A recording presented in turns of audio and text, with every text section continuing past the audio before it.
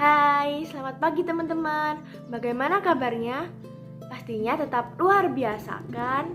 Oh ya, kembali lagi berjumpa di ibadah remaja kali ini tanggal 7 Maret 2021. Sekarang kita akan mendengarkan firman Tuhan yang dibawakan oleh Kak Mariana. Selamat mendengarkan. Shalom teman-teman remaja semuanya. Gimana kabarnya? Semoga kalian selalu sehat dimanapun kalian berada. Senang sekali hari ini aku bisa berkumpul dengan kalian meskipun via online dan via video seperti ini, tapi kita akan bersama-sama belajar mengenai kebenaran firman Tuhan. Adapun kali ini tema renungannya berjudul Mencintai Rumah Tuhan. Dan ayatnya diambil dari Yohanes 2 ayat 13 sampai dengan 22. Jadi bacaannya terambil dari Yohanes 2 ayat 13 sampai 22 dengan judul Yesus menyucikan bait Allah.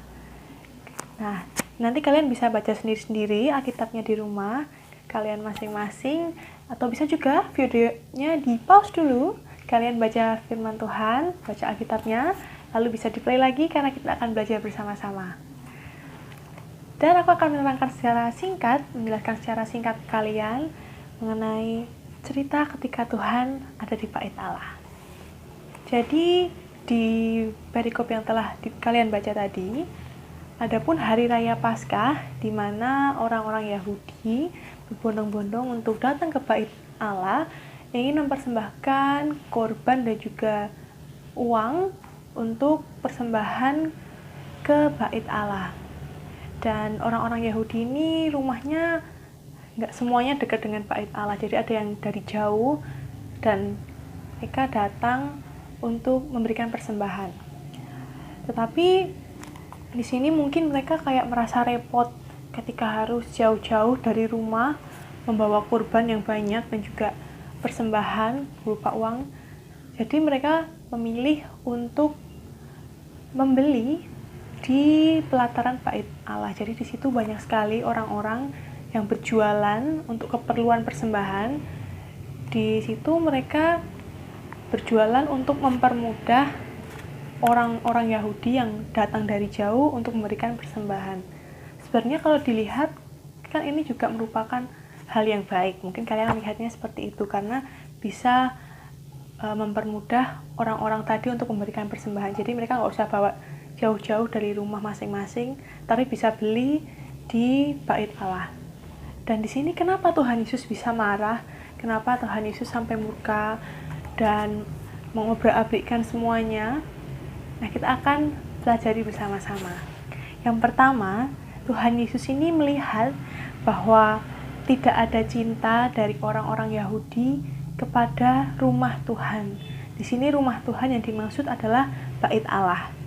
Dan di mana bait Allah sendiri itu merupakan tempat yang suci, tempat untuk beribadah, dan juga bait Allah ini merupakan lambang penyertaan Tuhan bagi bangsa Israel.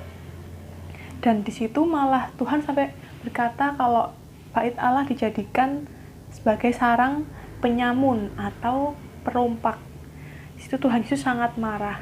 Dan apalagi di ayat yang 19 dikatakan bahwa rombak bait Allah ini dan dalam 3 hari aku akan mendirikannya kembali.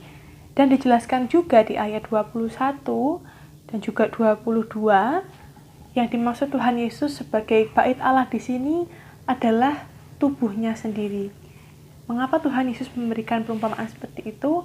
Karena bait Allah ini merupakan tubuh Yesus di mana nanti kematian dan juga kebangkitannya Tuhan Yesus merasa bahwa terjadi penyimpangan di bait Allah karena banyak sekali orang-orang yang berdagang dan juga mereka telah bersekongkol dengan para pemuka agama untuk mencari keuntungan dari hasil penjualan di bait Allah. Dan ini merupakan hal yang sangat kurang pantas ketika mereka menjadikan bait Allah di mana tempat untuk beribadah, untuk bertemu dengan Tuhan secara pribadi, tetapi malah digunakan sebagai tempat ibadah. Di sini Yohanes juga menjelaskan kepada kita semuanya bahwa Yesus adalah anak Allah. Yesus adalah satu-satunya juru selamat bagi kita. Dan Yohanes juga mengajak kita agar kita hidup penuh dengan cinta kasih dan kerinduan untuk memuliakan nama Tuhan. Memuliakan Allah Bapa di dalam diri Tuhan Yesus. Dan di sini Yohanes juga menjelaskan kepada kita, kita harus meneladani Yesus, karena Tuhan Yesus ini adalah sebagai teladan untuk kehidupan kita. Teladan bagi kehidupan manusia di bumi, di mana Yesus sangat rindu untuk menyatakan kemuliaan Allah Bapa. Dan di sini amarah Yesus itu adalah amarah yang suci. Amarah yang suci, kenapa? Karena Yesus marah karena ia merasa kesucian dari tempat ibadah kepada Bapa yang ada di surga ini dihina dengan cara banyak orang yang menggunakannya sebagai tempat untuk berdagang dan berjualan. Dan teman-teman, ketika kita menjadikan Tuhan sebagai teladan kita, marilah kita belajar untuk berubah. Berubah untuk apa? Berubah untuk mempunyai cinta kepada rumah Tuhan, rumah Allah. Cinta kepada Allah, cinta kepada namanya yang kudus. Dan kita harus meneladani Kristus yang mana ia mengerjakan segala sesuatunya untuk memuliakan Bapa. Meskipun terkadang tindakan dari Yesus ini mendapat banyak tentangan dan juga kebencian dari banyak orang, seperti yang ada di dalam Yohanes 2 ayat 17, dikatakan kalau cinta untuk rumahmu menghanguskan aku. Di situ yang dimaksud Yesus adalah ketika Yesus melakukan segala sesuatu untuk Bapanya di surga, ia dihanguskan oleh kebencian dari orang-orang lain, di mana Yesus dibenci, dianiaya, dan juga ditindas. Dan lewat ini, sudahkah kita meneladani Yesus?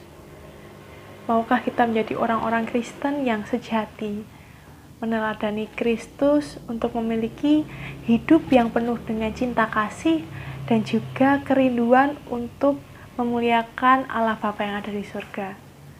Mari teman-teman, kita akan sama-sama belajar seperti Yesus